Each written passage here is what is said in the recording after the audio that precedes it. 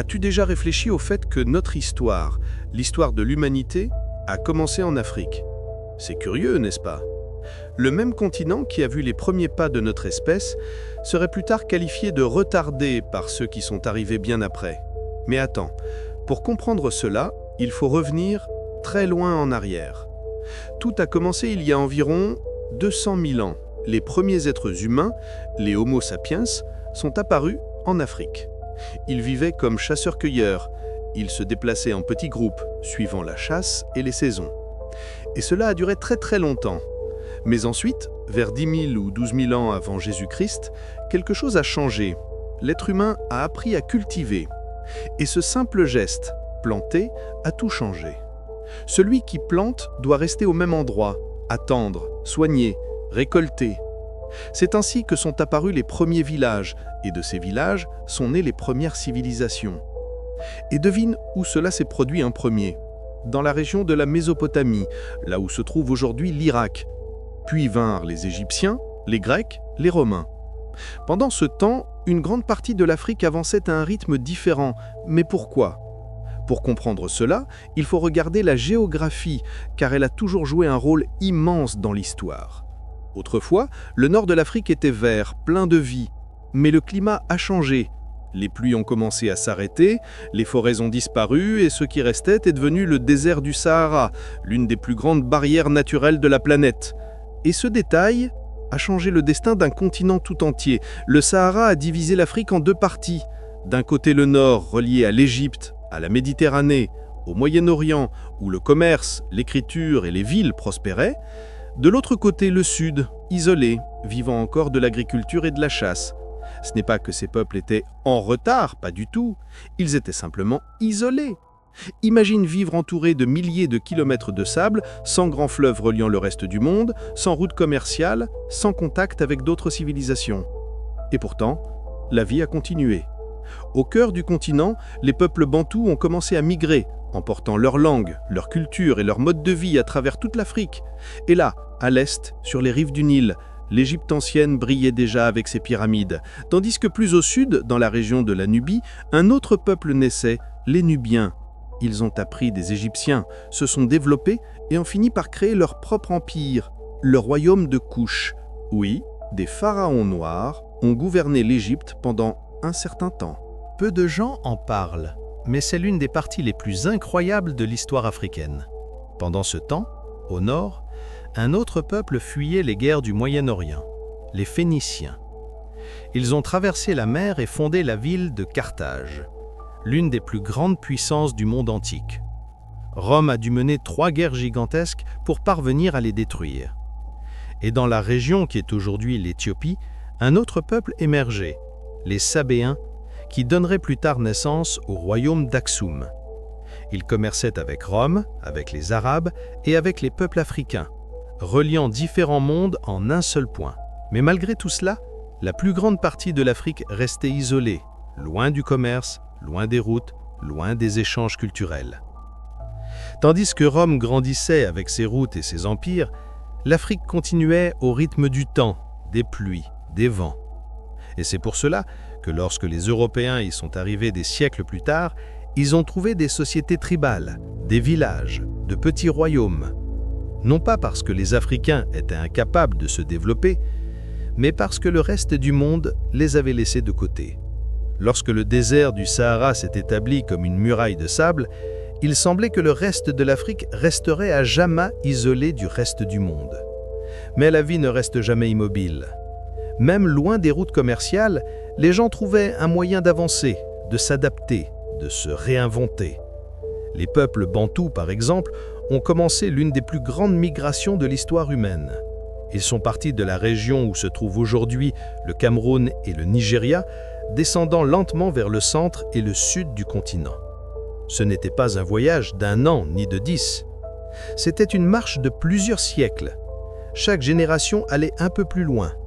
Ils emportaient avec eux la connaissance de l'agriculture, de la métallurgie du fer, l'élevage des animaux et une langue, qui, peu à peu, s'est répandue dans toute l'Afrique subsaharienne. À chaque nouveau village fondé, ils laissaient une partie d'eux-mêmes, leurs danses, leurs croyances, leur musique.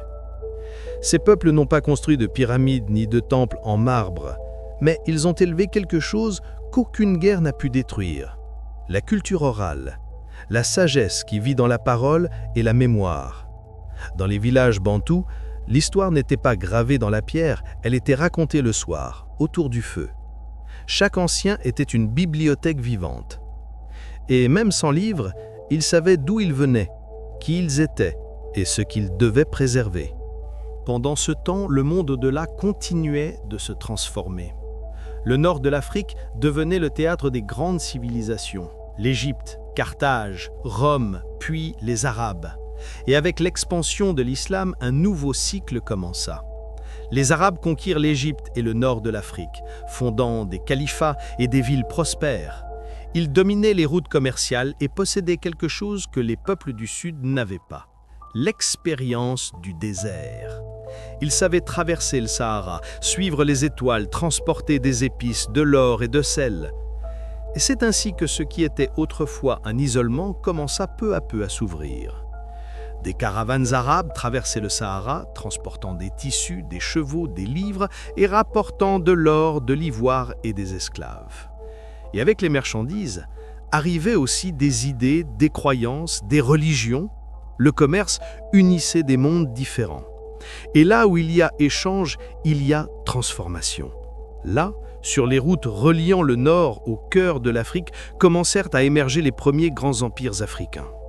Le premier fut l'empire du Ghana, dans la région correspondant aujourd'hui à la Mauritanie et au Mali. Et non, il n'a rien à voir avec le Ghana moderne. Le nom est un héritage symbolique. Le Ghana était connu des Arabes comme la terre de l'or, et ce n'était pas une exagération. Le métal précieux jaillissait du sol, alimentant un commerce qui traversait tout le désert. Les villes grandissaient, les routes se multipliaient, et les marchés étaient pleins de vie. Mais le pouvoir est comme le vent, il change de direction. Quand le Ghana commença à s'affaiblir, un autre empire s'éleva, l'empire du Mali. Et c'est ici qu'entre en scène l'un des plus grands noms de l'histoire africaine, Mansa Moussa. Mansa Moussa était un roi visionnaire, riche, cultivé et généreux. En 1324, il entreprit un pèlerinage à la Mecque devenu légendaire. Il emmena des milliers de personnes, des chameaux chargés d'or et tant de richesses que, dit-on, le prix de l'or chuta partout où il passait, au Caire, à Médine, jusqu'à la Mecque. Mais plus important que l'or, c'était ce qu'il laissait derrière lui: des écoles, des mosquées, des bibliothèques. Il fit de Tombouctou un centre intellectuel comparable aux plus grandes villes d'Europe. Et pense un peu, alors qu'une grande partie du continent européen vivait encore dans les guerres féodales et les châteaux de pierre froide, en Afrique existaient des villes avec des professeurs, des érudits, des astronomes et des poètes. Après le Mali vint Songhai, encore plus grand, encore plus prospère. Son armée patrouillait les routes commerciales, ses dirigeants administraient des villes entières, et le commerce du sel, de l'or et des esclaves grandissait chaque décennie. Plus au sud, d'autres royaumes fleurissaient aussi. Le royaume du Bénin, connu pour ses sculptures en bronze, le royaume du Congo, qui dominait le commerce près de l'embouchure du fleuve Congo, et l'empire du Monomotapa, qui construisit des cités de pierre dans la région du Zimbabwe et du Mozambique. L'Afrique n'a jamais été immobile. Elle avançait simplement à un rythme que le monde occidental ne voulait pas comprendre. Alors que l'Europe entrait dans l'ère des grandes découvertes, les peuples africains avaient déjà leur propre forme de science, d'art et de politique. Mais ce qui allait se produire serait l'un des chapitres les plus douloureux de l'histoire humaine. Au XVe siècle, les Portugais furent les premiers. Ils explorèrent la côte, passèrent des accords avec des chefs locaux, échangeant des tissus et des miroirs contre des êtres humains. Puis vinrent les Espagnols, les Anglais, les Français, les Hollandais. Chacun voulait une part du continent. Ce qui autrefois était une terre libre devint une carte. Des lignes imaginaires commencèrent à diviser ce qui ne pouvait pas l'être: des peuples, des langues, des familles. Et à partir de là, l'histoire d'Afrique cessa d'être racontée par les Africains. Elle commença à être écrite par ceux qui l'avaient envahie. Des millions de personnes furent enlevées. Certaines ne virent plus jamais la mer, d'autres moururent en chemin. Ceux qui arrivèrent en Amérique furent forcés de travailler dans des plantations, des mines, des ports, arrachés à tout ce qu'ils connaissaient. Mais l'Afrique, même blessée, ne s'est jamais tue. Chaque quilombo, chaque chant, chaque battement de tambour dans les Senzala était un cri disant « Nous sommes vivants ». Et c'est pourquoi, encore aujourd'hui, lorsqu'on parle d'histoire africaine, on ne parle pas seulement du passé, on parle de résistance, de mémoire, d'identité. Lorsque les Européens sont arrivés en Afrique, ils n'ont pas seulement apporté des armes et des navires, ils ont apporté un nouveau regard, un regard qui ne voyait pas des peuples, mais des ressources. Ils ne voyaient pas des cultures, mais du profit. Et ainsi commença l'une des périodes les plus sombres de l'humanité. Au XVe siècle, les Portugais furent les premiers. Ils explorèrent la côte, passèrent des accords avec des chefs locaux, échangeant des tissus et des miroirs, contre des êtres humains. Puis vinrent les Espagnols, les Anglais, les Français, les Hollandais. Chacun voulait une part du continent. Ce qui autrefois était une terre libre devint une carte. Des lignes imaginaires commencèrent à diviser ce qui ne pouvait pas l'être, des peuples, des langues, des familles. Et à partir de là, l'histoire d'Afrique cessa d'être racontée par les Africains. Elle commença à être écrite par ceux qui l'avaient envahie. Des millions de personnes furent enlevées. Certaines ne virent plus jamais la mer, d'autres moururent en chemin. Ceux qui arrivèrent en Amérique furent forcés de travailler dans des plantations, des mines, des ports, arrachés à tout ce qu'ils connaissaient. Et pourtant, ils emportèrent quelque chose que personne ne put leur enlever, l'âme. La musique, la foi, le rythme, la force. Dans les tambours du candomblé, dans les battements du semba, dans les danses qui résistent encore aujourd'hui, résonne le son de ceux qui furent emmenés, mais jamais oubliés. Le corps a pu être enchaîné, mais l'esprit ne s'est jamais agenouillé. Les siècles passèrent. À la fin du XIXe siècle, la blessure s'ouvrit encore davantage. En 1884, les puissances européennes se réunirent à Berlin et décidèrent, dans un salon froid, de diviser le continent africain, comme on partage un gâteau. Aucun Africain ne fut invité à cette réunion. Aucun. Chaque pays européen prit une part sans se soucier des ethnies, des coutumes, des croyances ou des histoires. C'est ainsi que naquirent des frontières artificielles qui, encore aujourd'hui, provoquent des conflits, des guerres et des inégalités. L'Afrique fut morcelée, vendue et exploitée dans le silence. Et lorsque le XXe siècle arriva, avec la promesse de liberté et de modernité, la décolonisation sembla un soulagement. Mais ce fut un mensonge déguisé. Les Européens partirent physiquement, mais laissèrent le pouvoir lié par des contrats, des dettes et des intérêts. Beaucoup de pays africains naquirent libres, mais restèrent attachés à des cordes invisibles. Malgré tout, l'Afrique n'a jamais perdu son âme. Elle a saigné, mais elle est restée vivante. Et maintenant, peu à peu, le monde commence à entendre ce qu'elle a toujours voulu dire. Que le développement ne se mesure pas seulement par des murs et des machines, mais par la force spirituelle d'un peuple. Aujourd'hui, lorsque nous regardons en arrière, nous comprenons que l'Afrique n'est pas restée en retard. Elle a été retardée par les guerres, les invasions et une histoire écrite par des mains étrangères. Mais elle fut aussi la base de tout ce que le monde connaît. Sans l'Afrique, il n'y aurait pas d'humanité, il n'y aurait pas de musique, il n'y aurait pas d'histoire. L'Afrique est l'origine et tout le reste en découle.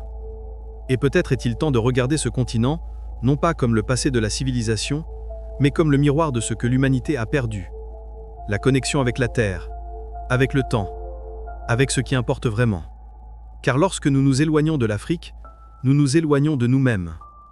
Et si cette histoire t'a fait réfléchir, si elle t'a fait voir le monde avec d'autres yeux, alors partage-la, fais circuler cette conversation. Non pas pour blâmer le passé, mais pour reconnaître ce que le silence a caché. Après tout, il n'y a de guérison que lorsque la vérité est dite.